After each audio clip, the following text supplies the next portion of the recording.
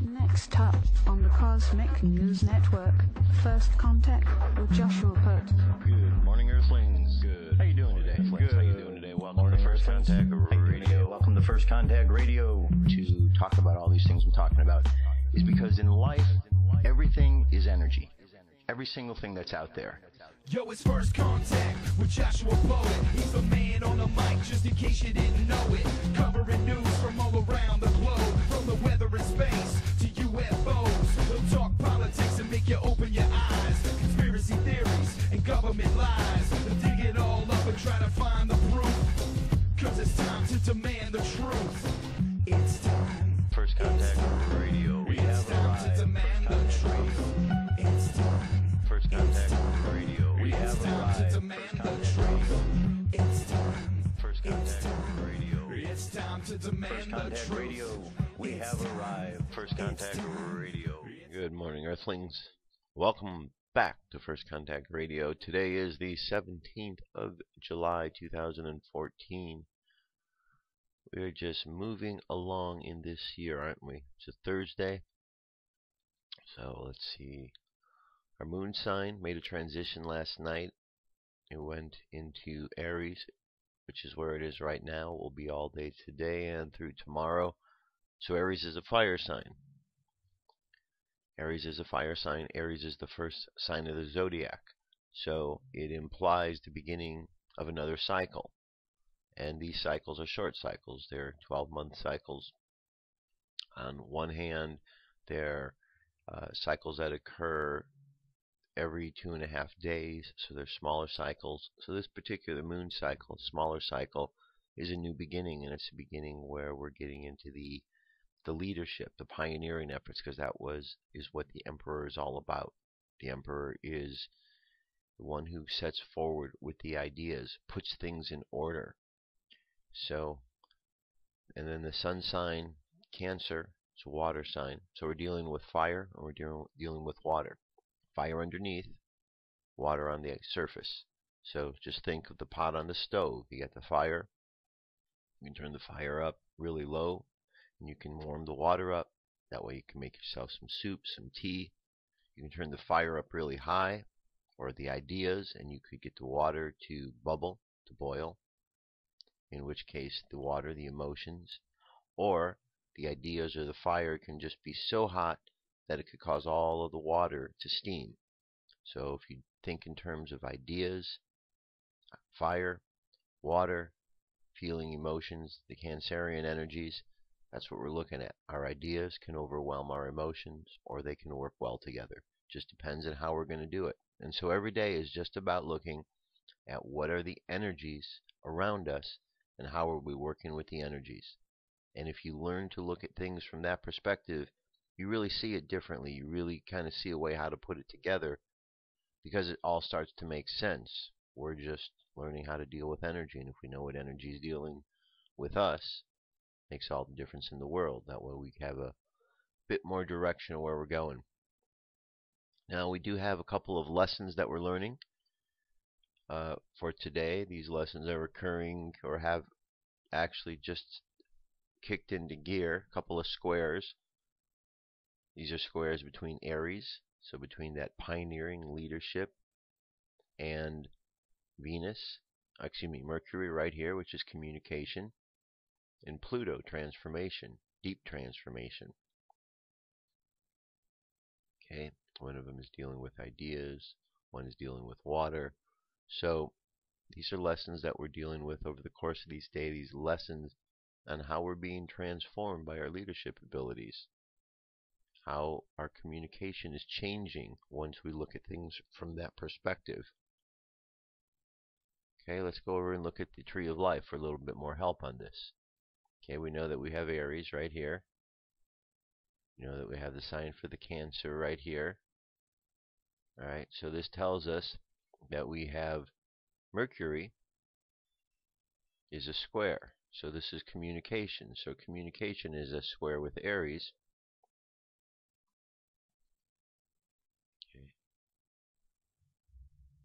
And then we see that Pluto is at a square with Aries as well, and that deep transformation.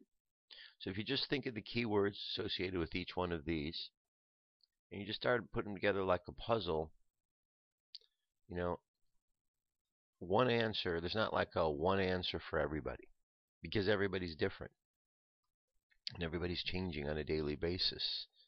You know, if you just think about your body, how your body adjusts from moment to moment. You eat some food, it expands. You do something, you expend energy, it, contracts. Your body's continually going through a process of change each and every moment. So we are always, and because it's energies flowing through us, energy moves. So as we get in sync with that, if we learn these lessons of what's going on, we start to learn that this process of evolution is going on and changing. That's why we can't look at astrology and say it's one size fits all, because a person is born, and at the time that they're born is the particular recipe of who they are. Well, that doesn't comprise everybody in the world, so to generalize is the best you can do when you look at the particular sun signs. But to really be specific, you need to know the whole recipe of energy that makes up a person. And so we just learn bits and pieces. Whatever we can grab a hold of to learn is helpful to us. Our numerology today is a number 4. 4, which is certainly in synchronicity with things. 7 plus the 1, 7 plus the 2, 0, 1, 4. So we have a 22. It's a 4. And what is the number of 4? 4 is the number of the Emperor. The Emperor is Aries. So we have some synchronicity going on between our numerology today and the moon sign. Okay, so again, our Emperor is going from wisdom to the heart. Wisdom is where we learn things. So remember, all ideas, everything that goes on with us each and every day, we're going through this tree all the time, it enters the crown, and then it has a couple of ways to go. We can either learn something new, or we move to a place where we understand something already because we've been down this journey before. If we go to the path where we've learned something and are learning something, the path of the Emperor goes back to the heart, because once we learn it, we need to take it back to the center of who we are. We need to really ground it in ourselves, because the true wisdom understands that it needs to be balanced. So that's what the Emperor is doing. He who sets in order, using his reason to determine if what is set in order is shining with the beauty it needs to. Whereas over on the other side, you have the Cancerian energy here. It's coming out of understanding. Understands how things are, and now is marching forward. But out of that understanding, there was some discipline that took place. Saturn. Things were a bit intense to get to that point of understanding. So the warrior is a little bit toughened, hardened by that experience. So when you're reaching a point of here of this severity, and if the energy is like this, then the warrior has to be ready. And part of the reason the warrior has to be ready to move into this classroom, this sphere, where this energy is like this, is because the energy is like that.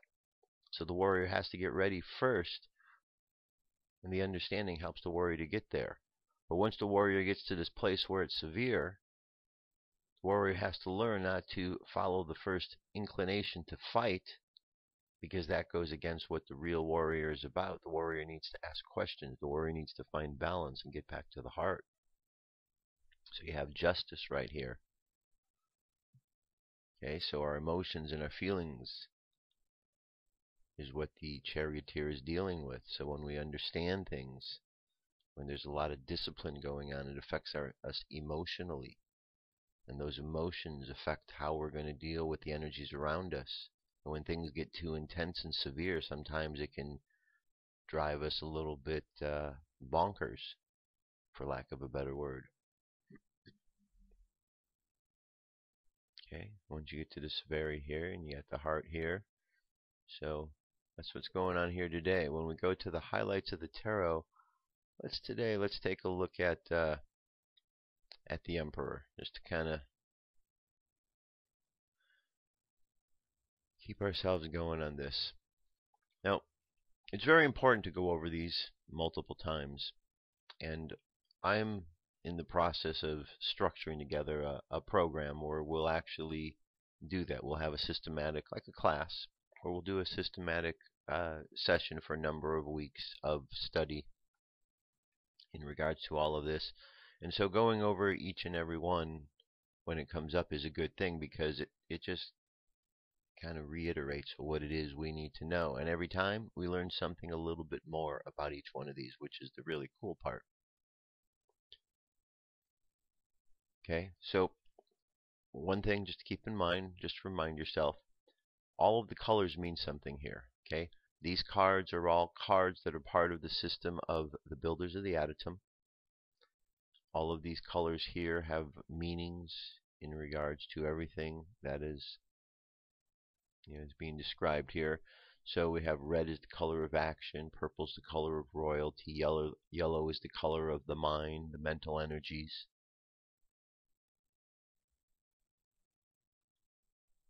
Every one of these cards, the major arcana, has a Hebrew letter assigned to it. This one is He, means window. If we look at the name of God, Yod-He, Vav-He, it has two He's in it. So this is a card that's important into the name of God. It's a very important foundational energy. It says the fundamental meaning of this, the fourth key, is reason. And look at right there, the fourth key, that's important. 4. 4 is a number of order. This is the fourth key. A table has 4 legs. A chair has four legs. 4 is the number of sides. If we look around a square or a cube has 6, but going around the perimeter it has 4 in one direction. So 4 is very important, okay? So we look at the 4. The fundamental meaning of the fourth key is reason. Reason. The basic key is called the Emperor, and the Emperor is the one who uses his reason to oversee and control. This is the basic function of reason, for by it we supervise and control our daily activities. So if you think about that, reason is very important. We need to then be using our reason properly, because if the reason is being used to oversee and control a situation, imagine if that reason is being used, or the person using it is not completely in the right reason. They're going to make bad decisions. We see examples of this every day, of bad decision making. So it's important to be within our reason. It says vision is also attributed to the card and has a close connection with the faculty of reason. When we consider reason as insight or mental vision. Physical sight is also meant here, and the orange background is symbolic of the sun, source of the light by which means we are able to see. The mountain represents the fiery activity of Mars and Aries, which are attributes of the key. Aries is also symbolized by the ram's heads on shoulders and on the throne, and Mars by the steel armor by which the Emperor is clad. All 12 points that ornament the head are also astrological. The globe is a conventional symbol of dominion. The cross and the globe, like the oracle and the taw and the scepter, symbolize the masculine and feminine potencies of the radiant mental energy or life force. Purple flaps over the armor hint his rulership, because the color of purple is the color of royalty. Okay. So you can see there's a lot of stuff in each and every one of these cards to understand, and once you understand the story, then each and every time you're able to understand and interpret a little bit more. It's like anything in life. Once you understand the basic meaning of it and you get past the book learning, then it becomes a lot more of a different type of experience.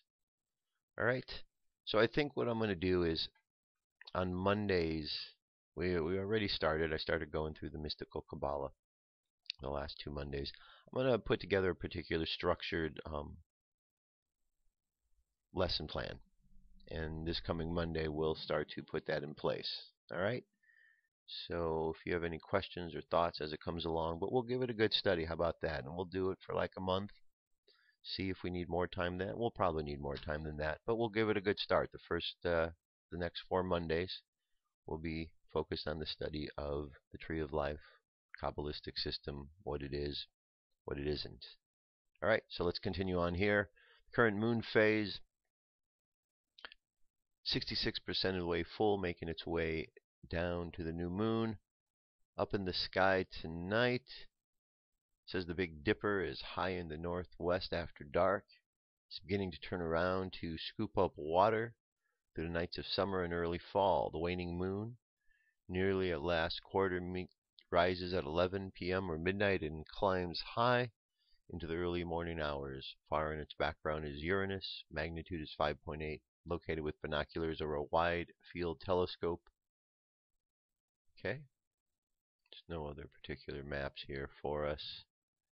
The Mayan Oracle, we're at a jumping day. We're going to jump off today because we've just completed this wave spell, this theme of the star shining brightly, how to shine bright. So today we're at the enlightenment of all of that universal fire that flows within us, and we understand the beauty that shines within us, that fuels that fire.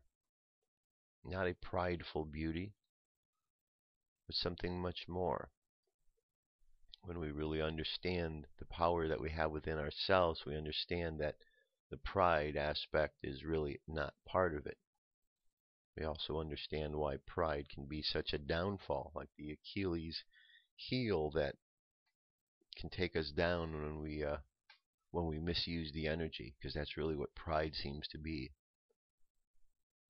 Pride seems to be an overuse or a misuse and a lack of appreciation for an energy. Okay, so this one here, it's the cosmic tone, which is the jumping off tone. It's the sun, it's the kin for the day, guided by the star, the seed. So today is the I endure in order to enlighten transcending life. I seal the matrix of universal fire with the cosmic tone of presence. I am guided by the power of flowering, and today is a galactic activation portal day because we can see we're down here at the very bottom column, end of the row.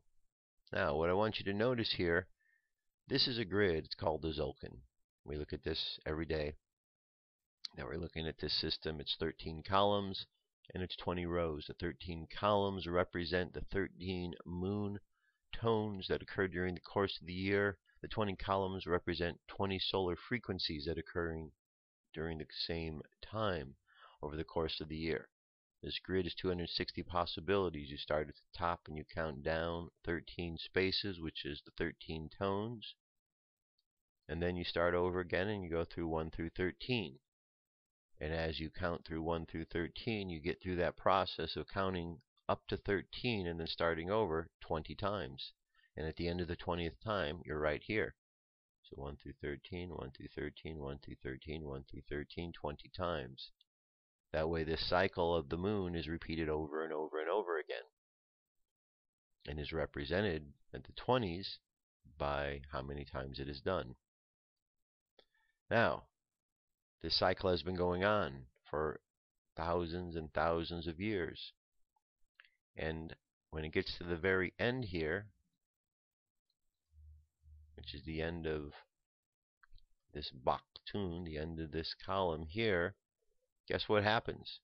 It jumps over here and it starts over again. So there were those who looked and said, well, the Mayan calendar ends on this particular date. And there were a lot of folks who were looking to find that the ending date matched up with the time when we said everything was going to end. December 21st, 2012. This was the end. And so people misinterpreted this and said, well, it's the end of all things. But you know what happened the next day? It went back up here and kept counting. Because that's just what it does. Time doesn't end. Time is timeless. We're down here in this physical world trying to make sense of it and saying, this is it. We've come to the end. Then the end becomes the beginning. Over here at spaceweather.com, solar wind is 391.1 kilometers per second. Planetary K-index is quiet at the moment. This big old coronal hole's really been opening up here underneath, but not directly facing our way. And a couple small ones, but no notice of any sort of coronal activity our way. 1% M, 1% X. Geomagnetic storm activity down really low, 15% in the high latitudes. And over here on the Jewish calendar, we are still on the fast of Tammuz. Today, right here, 19 Tammuz is the name of today.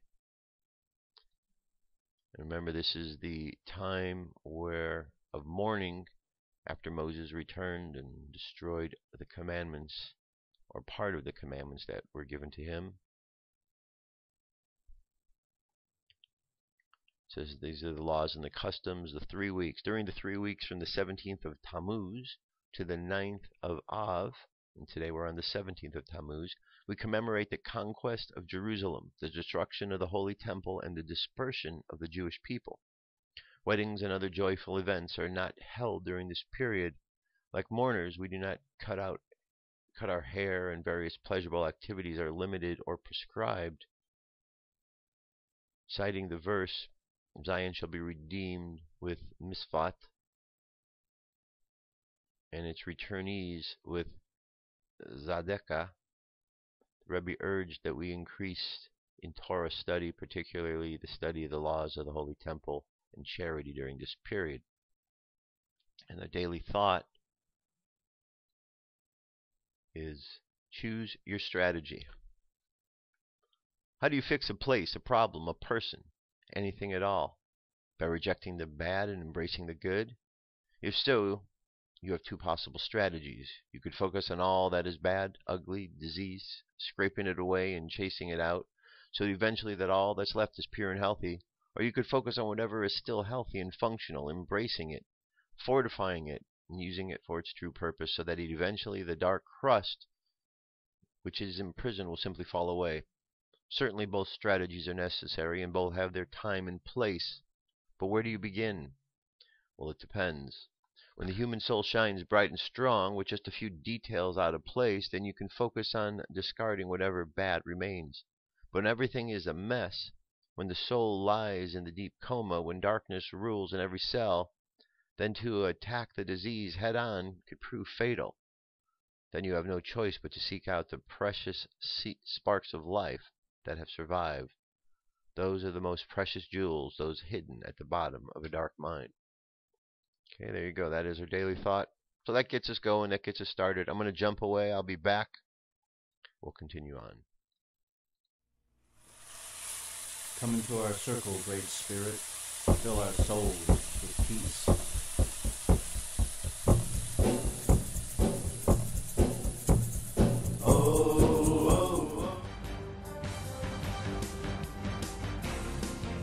This is the UFO News with Joshua Poet. All right, Dirk. Thank you very much. So today our first story takes us to Austria. 50 to 100 objects flying in formation. Very interesting looking objects. The incident happened this week over Archfield Basin near the city of Kitchfield in the southern Australian state of Syria, where eyewitness of Jürgen Treb, 41, and his girlfriend Waltraub Kaliba managed to take this snap before the high-speed objects vanished. Waltraub said, "At first we thought it might be some kind of natural phenomena, and then we realized that they were flying in formation and traveling around 400 miles an hour. It was clear that it could not be dismissed as something natural. The strange thing was that despite the bright lights, there was no noise at all from these objects." Okay, moving from there, we have JOPLIN. Witness saw ACRE-SIZED UFO. Okay, artist rendition is right here. This took place on the 15th. It said retired airline pilot Barry Powell, JOPLIN Globe Technical Operations Manager, and retired policeman John Cruzan and health technician Tracy Cruzan of South Joplin, Missouri, had a close encounter with an unidentified flying object in the evening of July 8, 2014. On that evening, Barry Powell was walking his dog in front of his house when he noticed a quarter-sized object with orange lights in the night sky south-north of his location. as the object approached from a high altitude to a low altitude in a straight line trajectory. Barry realized that this was no standard aircraft. The object was very large, teardrop in shape with multiple orange, blue, and lights underneath. As John Cruzan and I and his wife Tracy rounded the corner of their Jeep, Powell flagged them down. The two jumped out of their vehicle just as the object was estimated 300 feet less overhead. The three witnesses said that the object was approximately 1 acre wide and 1 acre in length. They said they were absolutely no sound or vibration coming from the object, and that this concerned them. Okay? Moving right along, here we have a story of a professor who says space aliens walk among us. Indeed, claims a retired Temple professor. The way David M. Jacobs sees it, aliens from outer space have been kidnapping humans for aeons and sexually molesting them to create human-like hybrids that walk among us today undetected and will soon take over Earth. He knows that sounds crazy, but he long ago quit caring what people think of him. As director of the International Center for Abduction Research, Jacobs, 71, has made his life's mission to investigate claims of extraterrestrial abduction. What I'm doing will either be an interesting but non-essential footnote to popular culture, or the most important thing that's ever happened to humankind. I see it as the latter, said Jacobs, who's now working on his 5th book, tentatively entitled The New People. Well, most people write off UFO believers as deluded, conspiracy theorist books. Jacobs isn't your typical believer. He was a tenured professor at Temple University, where he taught American history for 36 years before retiring in 2011. He's a married father of 2 who lives in a picturesque 134-year-old Victorian just over the Philadelphia line in Windmore. He makes his case with well-seasoned, articulate explanations and applies a scholarly approach to his research, which he shares in 4 books printed by well-known and academic publishers. Jacobs has interviewed about 150 people who say they've been abducted by aliens. The forgotten details of their cosmic kidnapping resurfacing in relaxing sessions the self-taught hypnotist does in his home. Okay, so there's more to this story. Good story. There's this a good picture. This seems to be a lot of people are in that position.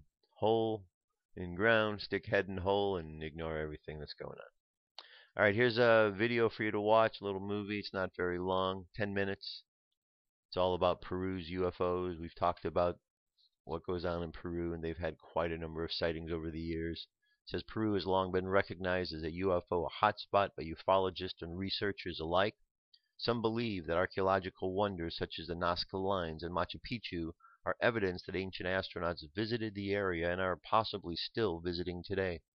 On top of its rich archaeological connection and a large populace that holds an interest in the phenomena, Peru stands out as a country that takes UFO sightings very seriously.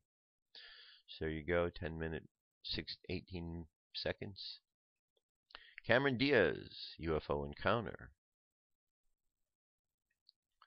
Covino-enriched show on Sirius XM radio. Famous Hollywood actor Cameron Diaz shares 2 stories of her personal close encounters with an unidentified flying objects. There we have a story right here. That's pretty much it. I'd have to play this whole thing here. It's 3 minutes 59 seconds. But you know what? I'm not going to do it.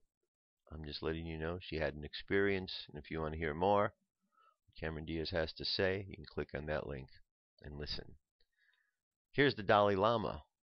Oh, the Dalai Lama has shared some interesting views about extraterrestrials' visit to Earth. It's not every day that someone with such high authority talks about this topic, and it becomes more interesting as the subject has gained much popularity. Dalai Lama puts emphasis on the belief that everything is interconnected. It means that everything is one, and everyone can see everything and everyone else.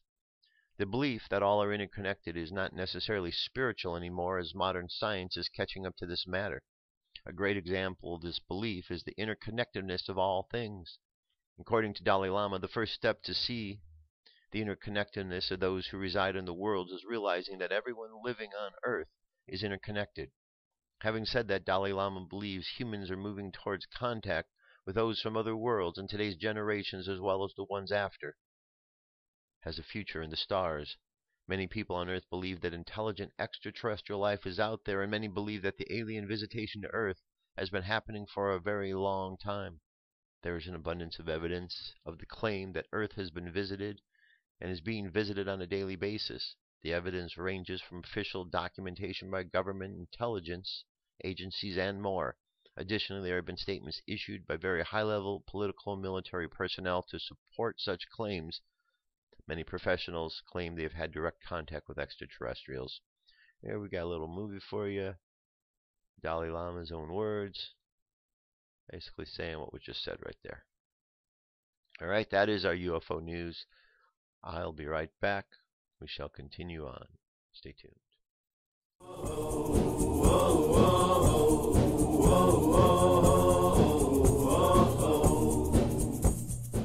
See, I told you I'd be right back.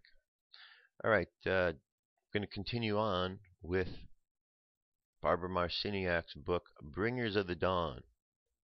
Bringers of the Dawn. This is a good one. This was from 1992. I believe this was her first of the series of books. So we're going to go over one chapter every week. I'm just going to read a part of it. So we've done the first one. We're at chapter 3 right now. So we're going to be working on this for a while. Really kind of get the idea of this. So we're at chapter 3, Who Your Gods Are. Alright, so let's forward up to that place.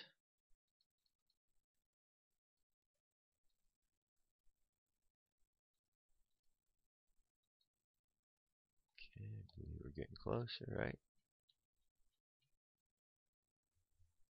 There we go. Chapter 3, Who Your Gods Are.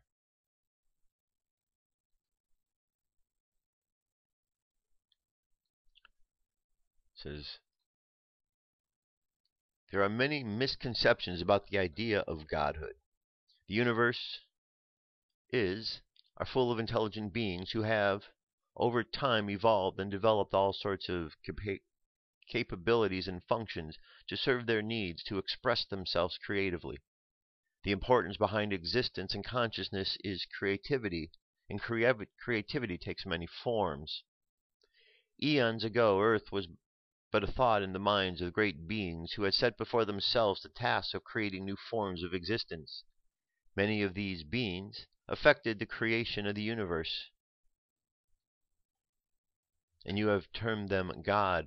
In actuality, they were extraterrestrial light-bearing energies, far removed from Prime Creator. We rarely use the term God with the big G. If we were to use the term, then we would be referring to the entity that we know as Prime Creator. Prime Creator, in its own personal implosion through love, endowed all things with consciousness. All things are Prime Creator on Prime Creator's journey. We see ourselves as an extension of Prime Creator, always gathering information, going off on adventures, and doing whatever we need to make our lives more interesting and challenging so that we can feed Prime Creator. As we feed Prime Creator through our schemes and endeavors, we endow Prime Creator with greater energy to give our new creations. We have never gotten close to the entity Prime Creator. Even those of us who are beings of the greatest light vibration do not have the capacity at this stage of our evolution to be in the proximity of Prime Creator. We are not prepared enough to handle the intensity of that emanation. It is our desire at some point in our evolution to get a glimpse of and perhaps merge with Prime Creator for a time. We know that this is possible, so it is something we strive for. The evolution of consciousness and the ability to house information is what allows one to come into the proximity of Prime Creator. Many people on Earth have felt that they have merged with God, and may have merged with the portion of Prime Creator that best suited their vibration at that time. The total prime vibration of Prime Creator would destroy the physical vehicle in an instant because it cannot house that much information. Those that represent God to you are but a minute portion of Prime Creator. Even Prime Creator is but a portion of something larger. Prime Creator is always discovering that it is a child of another creation and that it is in constant process of self-discovery and awareness. Remember, consciousness is within all things, and consciousness was never invented. It simply was. Consciousness is knowing, and your knowing is the closest place to Prime Creator. When you trust what you know, you are activating the God within you. At this time, there's a great awareness moving over the planet as how big the world really is, and to who's who in the world's ballgame. Not only who's who in the world ballgame, but who's who in the cosmic ballgame. Just as you have hierarchies upon Earth, and you may or may not be aware of, there are hierarchies in the cosmos. You can live within a certain area and not be aware that any hierarchy exists. You can farm your land, pay your taxes, decide not to vote, and simply be oblivious to any bureaucratic political structure. In somewhat the same way, Earth is oblivious to the bureaucratic political structure that operates in the universe. It is important for you to understand that the bureaucracies or hierarchies exist, and that these organizations have different experiences of time than you do. Others do not live within the structure of time as you know it. What you call 1 year, perhaps to others, may only be a small portion of a day. If you can really begin to comprehend this, then you can understand why this planet has seemingly been left to itself for the last few thousand years. Now activity is becoming to bubble and to boil again from the skies, and you will be faced with inserting a vast amount of new knowledge into your paradigms and your belief systems.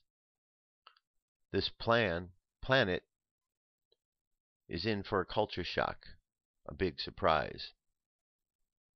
You have come here at this time for a certain purpose. Those creator gods who rearranged the human species are returning. Some of them are already here.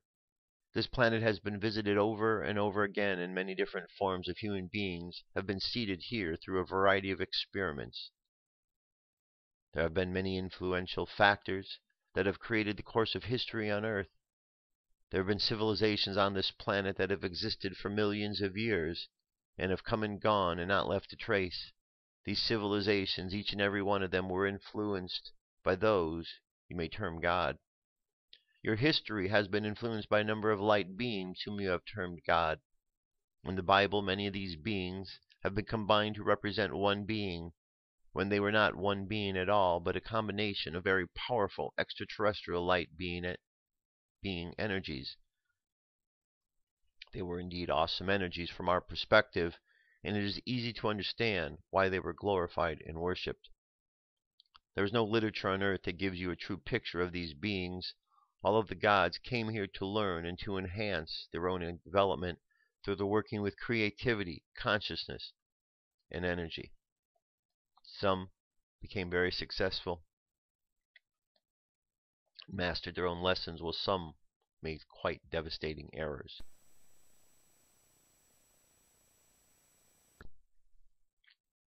Those were these gods from the ancient times. Who were these gods from the ancient times? They were beings who were able to move reality and to command the spirits of nature to bend to their will. Humans have traditionally called beings God who could do things that humans could not do. These beings were passed down through the ancient cultures of many societies, portrayed as winged creatures and balls of light. The world is permeated with hints, clues, and artifacts of who your gods have been. However, those who wish to manipulate humans made up their own stories to create a paradigm that would control you. You were told that these beings were truly gods and that you were taught to worship, obey, and adore them. This paradigm is now on the very verge of making a gigantic shift. The truth is going to come forward, and the truth will completely change the way that you view the world. Woe be to those who are unwilling to look. The shock reverberations are going to move around the world. The creator gods who have been ruling this planet have the ability to become physical, though mostly they exist in other dimensions. They keep Earth on a certain vibrational frequency, while they create emotional trauma to nourish themselves. There are some beings who honor life before everything else, and there are also beings who do not honor life and do not understand their connection to it. Consciousness feeds consciousness. It is hard for you to understand this concept because you feed yourself with food. The food for some beings is consciousness. All food contains consciousness at some point in its own development. Whether you fry it, boil it, pick it from the garden, you ingest it to keep it yourself nourished. Your emotions are food for others.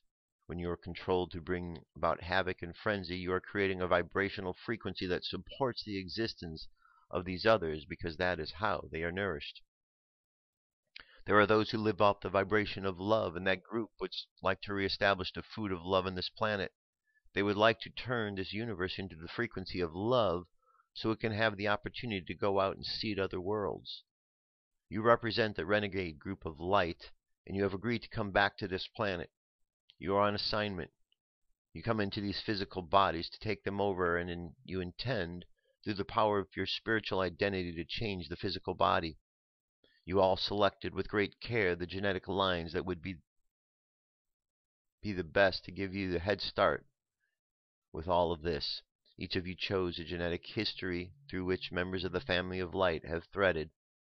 When human beings existed in their rightful domains and could understand many realities, they had the ability to be multidimensional, to be one and equal with the gods. You are beginning to awaken this identity within yourself. The gods raided this reality just like corporate raiders in your time come in and take over a business, because perhaps the pension funds are in great abundance. So the funds upon this planet were in great abundance at the time these raider gods appeared. In order to have you believe they were gods with a big G, they are rearranged you genetically. That is why when the family of light was scattered from this planet and the dark team which operated out of ignorance came in, your bodies carry a fear of memory of striving for the knowledge that those gods represented and took away from you. The gods who did this are magnificent space creatures. They can do many kinds of manipulations and work with realities in many different ways. Humans in ignorance began to call these space creatures God with the big G. God with a big G has never visited this planet as an entity. God with a big G is in all things. You have only dealt with gods with little g who have wanted to be adored and to confuse you, and who will have thought of Earth as principality, a place that they could call their own with the galactic that they own out in the galactic fringes of this free will universe. Before the raid, you had tremendous abilities. The original bioenergetic example of the human was given incredible information, was interdimensional, and could do many things. When those creator gods raided, they found that the local species knew too much. The local species had the abilities that were too much like those who were passing themselves off as gods. The biogenetic manipulation was done, and there was much destruction.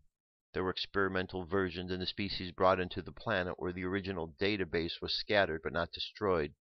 At one time, your DNA was intact. It was like a beautiful library where the information was all cataloged and referenced, and you could find anything you wanted to find instantly.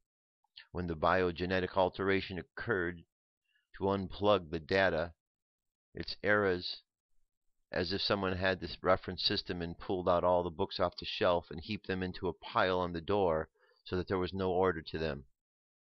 This is how your DNA was scattered and scrambled by the raiders a long time ago. We are telling you a story now. There is definitely a story to this. We speak not to your logical mind, but to your memory bank, so that you may begin to remember participating in this story. In this way, you'll begin to understand what has happened and who you are within this process. All of the genetic information was scattered. It did not have an order, but it was left inside of the cells. The only information that remained for you to play with this and keep you functioning with the double helix. Many of the databases along the double helix were shut down, closed, so you begin to function with very little data. You are very easy to manipulate and control by the many aspects of consciousness passing themselves off as God with a big G. Certain entities took the existing species, which was indeed a glorious species, and retooled it for their use, their own needs. They disrupted the informational frequency inside human beings, changed the DNA, and gave you the double helix so that you could be kept in ignorance. Your frequency of accessibility was simply shut off so that you couldn't turn the dial of your own radio. These creator gods set out to alter the DNA inside the human body, which is the intelligence, the blueprint, the code, And if the code does not have a place to operate within, it cannot fire itself into existence or express itself into existence. If you are locked up in a little tiny room and never given any place to grow, you can never express yourself. The last number of 1,000 years, your code has been forced to fit inside a very limited DNA. One of the most exciting aspects of being on Earth right now is that there is a recording or retooling take place in your DNA. Cosmic rays are coming onto this planet so that a change is being broadcast and a reordering is taking place within the body. The scattered data that holds the history and awareness of the living library is now lining up. The DNA is now evolving. New helixes or strands are being formed as the light-encoded filaments are beginning to bundle themselves together. The scattered data is being pulled together in your body by electromagnetic energies from Prime Creator. We are here to watch this process in you, to assist you, and to evolve ourselves as well.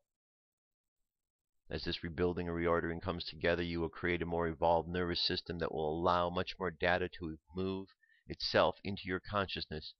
You will awaken many brain cells that have been lying dormant, and you will come to use your full physical body rather than the small percentage you have been functioning with. Okay, see, there's still more to this chapter. But one of the things that you heard over and over was the word organization, reorganization. Well, that's what the emperor does.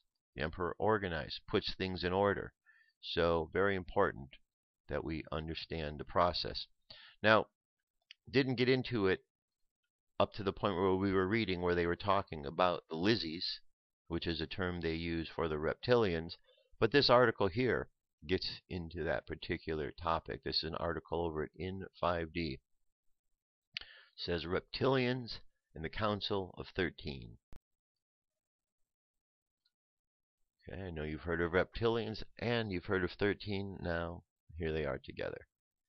By Stuart Swerdlow.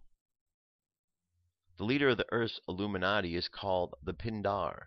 The Pindar is a member of one of the 13 ruling Illuminati families and is always male. The title, Pindar, is an abbreviated term for the pinnacle of the Draco, also known as the penis of the dragon. Symbolically, this represents the top of power, control, creation, penetration, expansion, invasion, and fear. The holder of this rank reports to the purebred reptilian leader of the inner earth. Recently, there are reports that the Marquis de Lebeau is the Pindar, but this is disinformation. The true current Pindar is the head of the Rothschild family, has been for several hundred years, and he is based in Germany near Frankfurt. In the late 70s, he oversaw the sister project to Montauk called MAIDA, M-A-I-D-A, an anagram for Montauk, Alsace-Lorraine Dimensional Activation. The project was located near the city of Strasbourg, France, historically once part of Germany. Interesting, there is a winery on the east end of Long Island not far from Montauk Point called Pindar Vineyards. This wine is growing in popularity, gaining international accolades. This fits nicely into the plan, as this area will be part of the capital district of Earth, United Nations, in the Empire State. Red wine is symbolic of the blood ingested by the reptilians. The wine can be sanctified as it did in the Roman Catholic Church. A patsy for the reptilians. In the Catholic Church, wine replaced the blood in ceremony.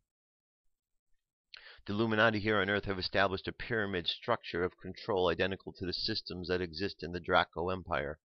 The pyramid and the reptilian eye located on the American $1 bill is symbolic of this control structure.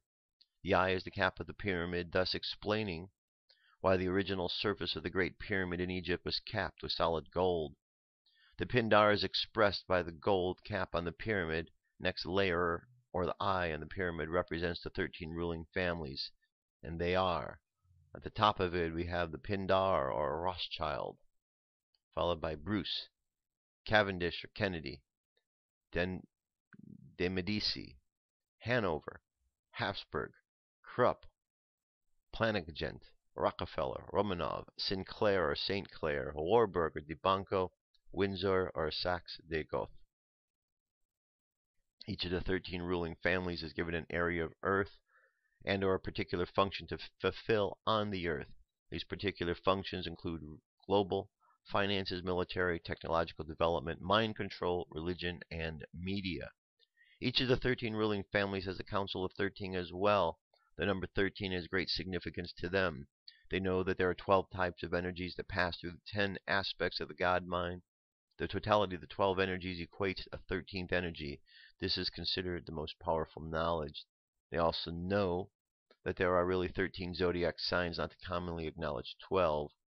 They have kept the 13th hidden for centuries because it is the sign of the dragon. They keep the qualities and traits of the secret sign to avoid giving away the clues to the reptilian mind pattern. The next layer is the second command in families who do the support work for the Pindar, the 13 ruling families. While all the 13 ruling families are shapeshifters, all members of the 300 supporting families are not. They do, however, all have a high percentage of reptilian DNA. They are known as the Committee of 300, and these families include such notable names as Angeli, Bertoli, Beale, Bell, Bouvert, Bush, Cameron, Campbell, Carnegie, Carrington, Coolidge, Delano, Douglas, Ford, Gardner, Graham, Hamilton, Hamian, Heinz, Kunz, Lindsay, Loeb, Mellon, Montgomery, Morgan, Norman, Oppenheimer, Rhodes, Roosevelt, Russell, Savory, Schiff, Seton, Spetzer, Stewart, Taft, and Wilson. And there's many others. Okay, it says the Committee of 300 uses many well-known institutions to accomplish their goals, including the Council on Foreign Relations, the Bilderbergers, Trilateral Commission, Club of Rome, Royal Institute for International Affairs, Mafia, CIA, NSA, Mossad, Secret Service, International Monetary Fund, Federal Reserve, International Reserve Service, and Interpol, to name a few. And then if you're going to get into the CIA, you have to look at their current extensions, which you have the Al-Qaeda, and now you have the ISIS organization, all of them connected. Here he looks like a kindly old man, doesn't he? Alright, I'm going to continue on. There's a lot to this article here. I'm just going to go to the very end of the article. It says every year the Illuminati hold meetings to plan events of the coming year to accomplish their main objective formulated millennia ago of global control and domination. In the 1850s, they pinpointed their target date for the complete domination with an agenda called Plan 2000. This has been since revised 2003. The fiasco election of George W. Bush Jr. to the office is a key sign that they are on target. The public lesson of the United States presidential election of 2000 is that the citizens do not vote for anyone. Even the Illuminati are now finding it increasingly difficult to conceal their plans. Alright, so there's a lot more to the article. I gave you the highlights and got to the ending of it. One thing that's very important, yes, we need to understand that there are these issues out there. The reptilians, okay, we've heard about this. But they're not out there coming down to invade us. They were already here, and that's what all the stories tell us. Infiltrated, embedded in parts of society so that we don't even realize. They keep people fighting with each other. We have to stop the fighting. It's the only way we're going to get past the problems. Now, one thing to understand, and this is very important. Think of a sports event, basketball, football, baseball. You have two teams playing against each other, and what they do is they play to win. They each make a game plan, how they're going to beat the other team. That's all that's going on here. The powers that be, they're a small group. They don't make up the majority of the people. They make up the minority of the people on this planet. And they still have some old, outdated idea of control, but the planet has grown well past that.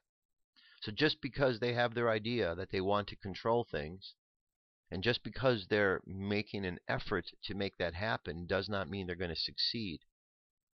And the key factor is the people, how we're going to stand up against all this. And when we stand up against it, it makes all the difference in the world.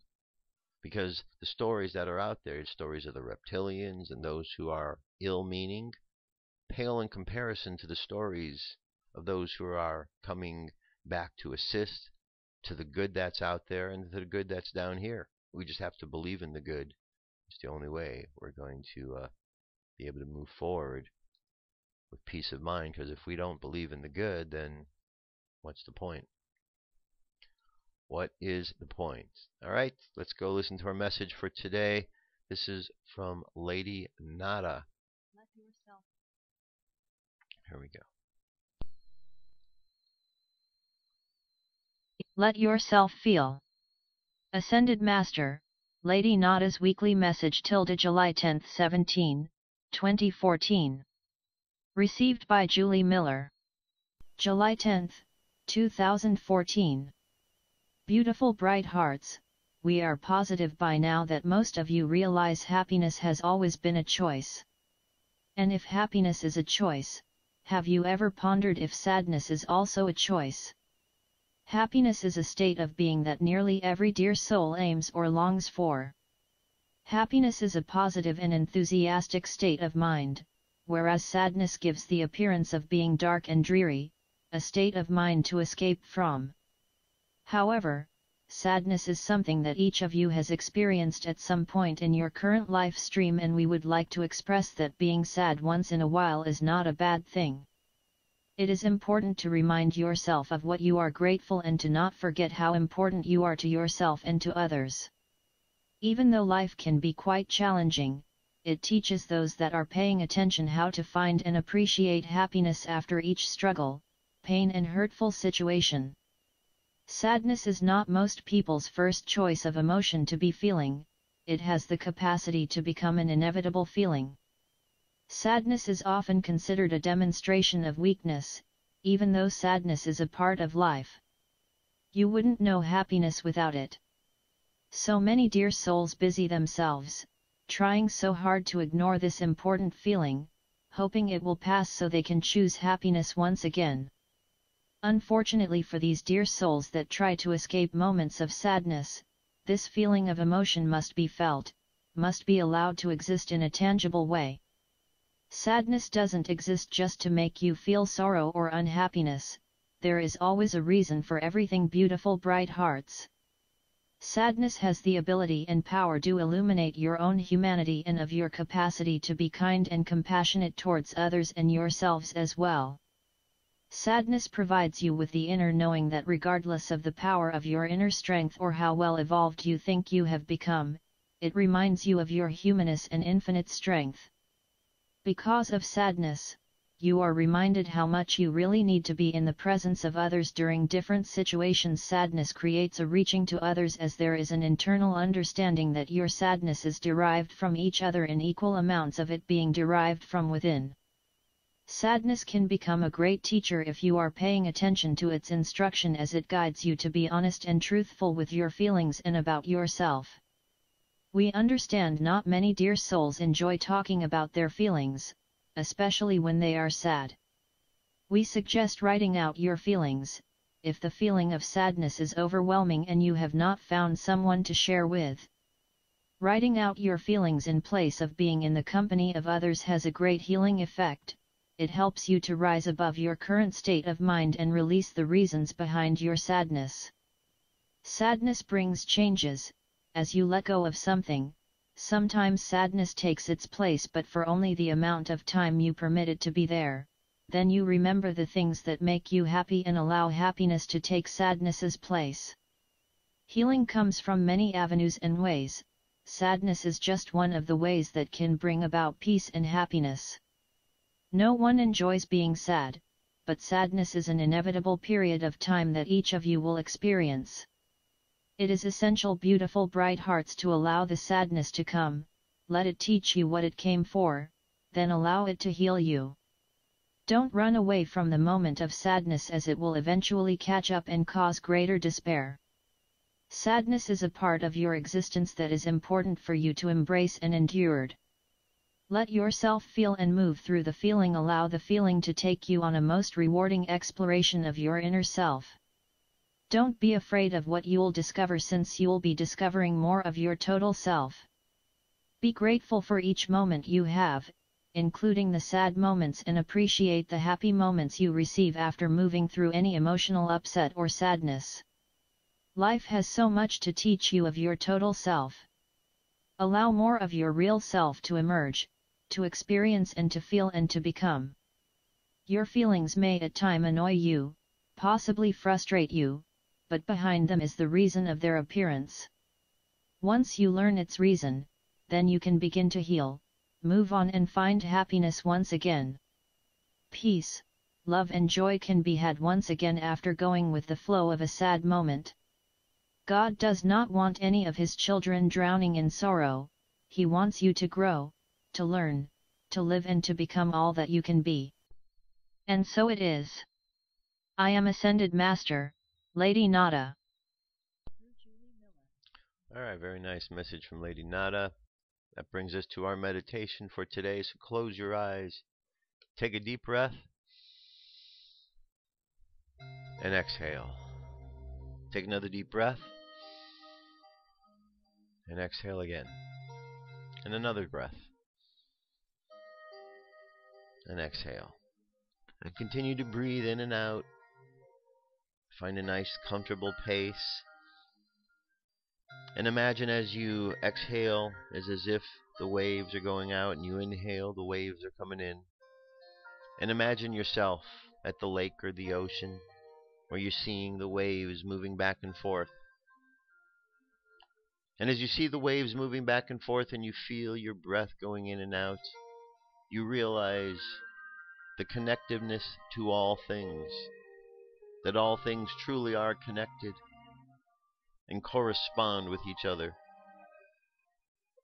And the same way in which you understand the in and out of your breath, and the in and out of the energies of life, the ocean, you begin to understand the in-breathing and the exhaling that life takes each and every moment. And as you look through the universe, you continuously find examples of fire, water, and air and earth, moving through this process of back and forth, to and fro, in and out. For everything is alive. And as we understand the aliveness of all things, we understand and have more respect for that which is around us. For by treating and understanding things are alive, we treat them differently than when we think of them as being dead or inanimate. And so as we walk through life, just looking at everything as being alive, no matter what it is, we play with life in a different way. So as we go through life today, let's simply be like children.